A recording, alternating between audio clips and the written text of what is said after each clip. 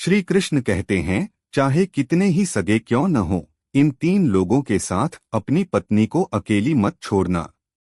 कहानी का नाम मौन चीख। गांव की सुबहें अब भी वैसी ही थीं, कोयलों की कूक, बैलों की घंटियों की टुनक और घरों से उठता धुएं का हल्का धुंधलापन।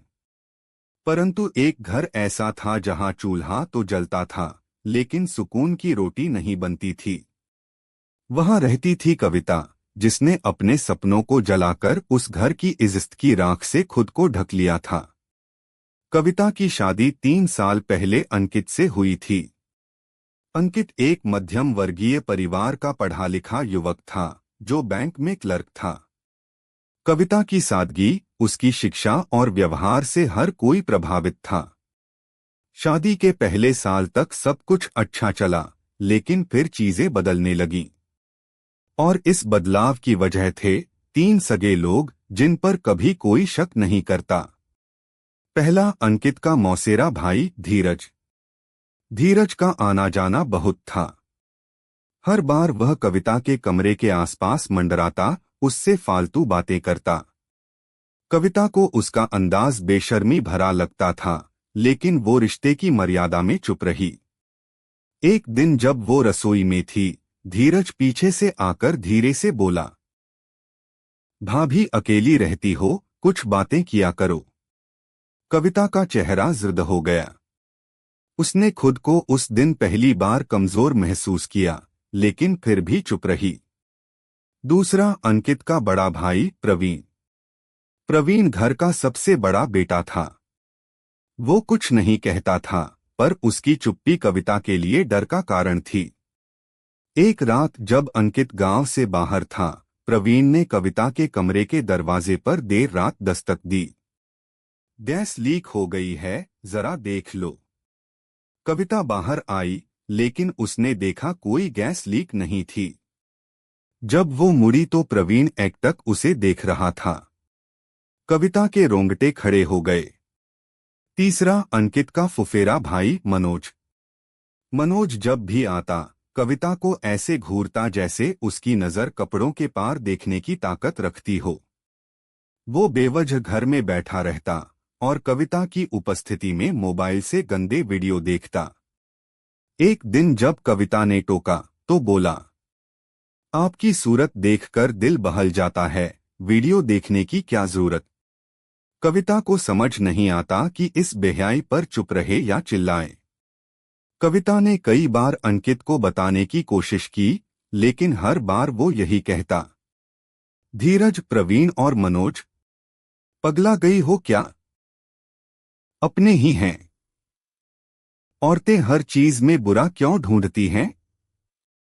कविता मौन हो जाती, लेकिन उसके भीतर जो चीखें थीं, वो अब आत्मा में घर कर चुकी थीं।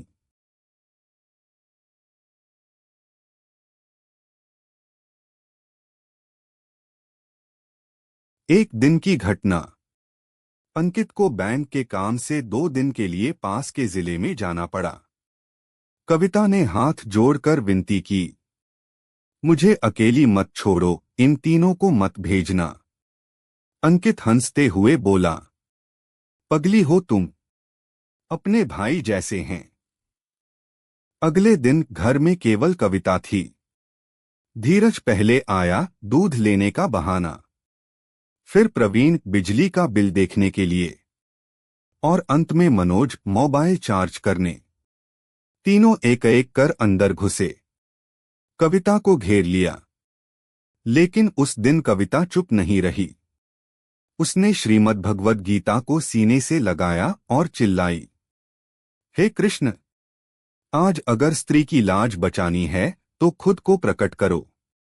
उसकी चीखों ने पड़ोसियों को जगा दिया। महिलाएं दौड़ कर आईं। गांव वाले इकट्ठा हो गए। तीनों सगे रिश्तेदार रंगे हाथों पकड़े गए। पंचायत लगी। अंकित को बुलाया गया। कविता ने सबके सामने सिर से आंचल उतारकर कहा, मेरे पति ने मुझ पर भरोसा नहीं किया। मैं सगी बहू होकर गूंगी बनती रही। श्री कृष्ण ने कहा था, स्त्री को उस वातावरण में कभी अकेला मत छोड़ो जहां 3 सगे मौजूद हों, बड़ा भाई, मामा, फूफा का बेटा और चचेरा भाई। क्योंकि सबसे बड़ा धोखा अपनों के विश्वास में छिपा होता है। लेकिन मेरे पति ने उस सीख को ठुकरा दिया। अंकित सिर झुकाकर रोने लगा। पर कविता ने कुछ और नहीं कहा। आज कविता एक गांव की प्रधान है।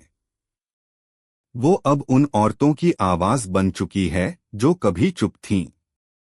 उसके ऑफिस के दरवाजे पर लिखा है, श्री कृष्ण कहते हैं, चाहे कितने ही सगे क्यों न हो, इन 3 लोगों के साथ अपनी पत्नी को अकेली मत छोड़ो।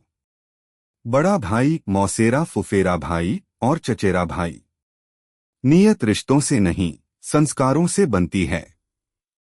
अगर आप श्री कृष्ण जी के सच्चे भक्त हैं तो चैनल को सब्सक्राइब करो और वीडियो को लाइक करके कमेंट में जय श्री कृष्णा लिख दीजिए।